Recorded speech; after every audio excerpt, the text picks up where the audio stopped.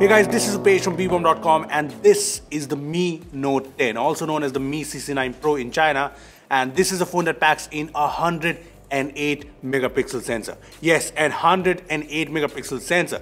I know that sounds insane, but there's a lot more. There's 5 cameras on the back, 1 on the front, so this is feature packed. Now before we talk about the Mi Note 10, I'd suggest you to hit the bell icon to get notified every time we post an awesome new video. Now that you've done that, let's check out the Mi Note 10 and the 108 megapixel camera. So this is the new Mi Note 10 and this is one gorgeous looking smartphone. The curved AMOLED display and the glass back just scream premium. But yeah, we know what the highlight here is, the cameras. Well, this is a phone that packs in every camera sensor you can think of. As you can see, there are 5 cameras here and there are 2 dual LED flashes as well. So yeah, this thing is feature packed. The first one is the 5 megapixel ultra telephoto sensor with OIS. The second one is the 12 megapixel telephoto sensor.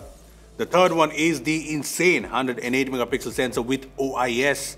The fourth one is the 20 megapixel ultra wide angle lens. And the last, this tiny camera, is the 2 megapixel macro lens.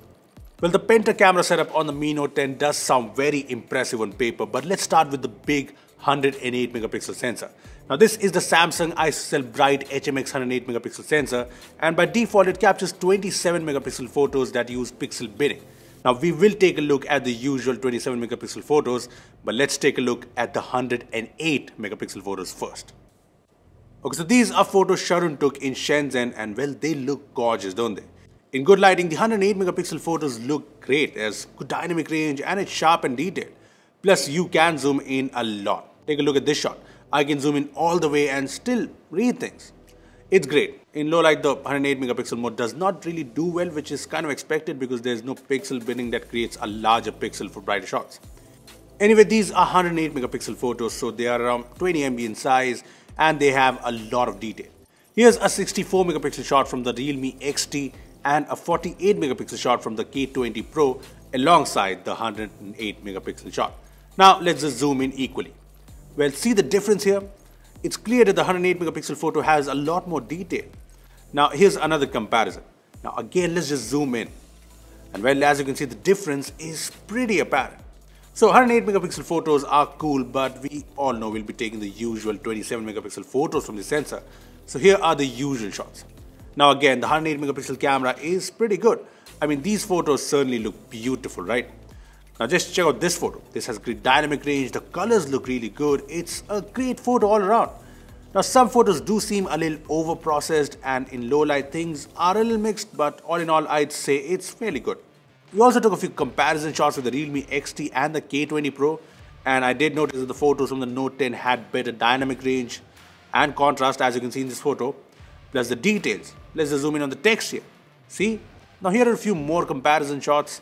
And well, overall, it's clear that the 108 megapixel sensor seems superior to the 64 megapixel and 48 megapixel sensors out there. At least that's what I think so far. Next up is the super cool ultra telephoto lens. This is a 5 megapixel camera and it is an ultra telephoto lens because it is capable of capturing shots with, wait for it, up to 50x zoom. Yes, 50x super zoom. You get shots with 5x optical zoom, 10x hybrid optical zoom, and 50x digital zoom. Yeah, this is insane. I tested the P30 Pro with 50x zoom in Paris and I'm sure you've watched that video. And well, the Note 10 is the second phone with 50x zoom I have tried, and well, the results aren't obviously as good but still fairly decent. So here's an example. Here's the 5x optical zoom shot, which is sharp and nice, which is kind of expected. Now here's a 10x zoom shot, which isn't as sharp but it's still pretty good, I'd say. Now here is the insane 50x zoom shot. Yes, you can zoom in a lot here. Yes, it's a little blurry, but I'm just glad that you can do this on a mid-range phone. Moving on, there's also another telephoto sensor, a 12 megapixel sensor with 2x optical zoom, but the phone uses this sensor for the portrait mode. Here are some portrait mode shots on the phone, and while the edge detection is very good, I'm not sure I like the colors in some of the photos. Then there's the ultra wide angle camera. Check out some super cool ultra wide angle shots. So in this shot, I like how the 20 megapixel ultra wide angle camera has preserved the dynamic range, and while the contrast is higher, I kind of like it. Here are a few more ultra wide angle shots, and in good lighting the photos turn out really nice, so I like it. Lastly, there is the macro lens, which lets you get as close as 1.5 centimeters of an object. Here are a couple of macro shots I took from the phone, and I'd say they are decent. I like how close I can get thanks to this lens, and the photos are fine too, at least for a phone macro lens. Anyway, the Mi Note 10 can also shoot videos. Yes, honestly. It has 4K at 30 FPS support and there's dual OIS. Well, here's a 4K video and I think it's good enough. OIS makes things stable and the quality is fairly good. Although yeah, I would have preferred 60 FPS on a camera-centric phone like this one. There's also one sixth camera we haven't talked about, the 32 megapixel selfie camera. And when it takes decent selfies and usual portrait selfies, nothing special here.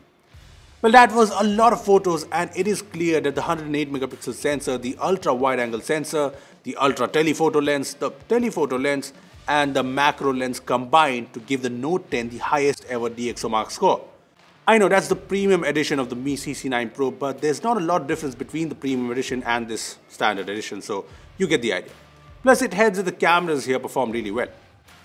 Look, I know the 108 megapixel camera does sound a little gimmicky, but as far as photos are concerned, this does a fine job, especially for a mid-range phone, so yeah, I'm good with it. Anyway, apart from the cameras, there's a lot more to this phone and this is a pretty interesting smartphone. First up, you get this beautiful curved display. I mean, this front looks a lot like the Huawei P30 Pro, doesn't it? This is a 6.47-inch AMOLED display and it looks amazing. The front also has the in-display fingerprint scanner, which is fast and nice. And yeah, it's not just the display, the back looks great too. Overall, this is a phone that looks and feels like a flagship.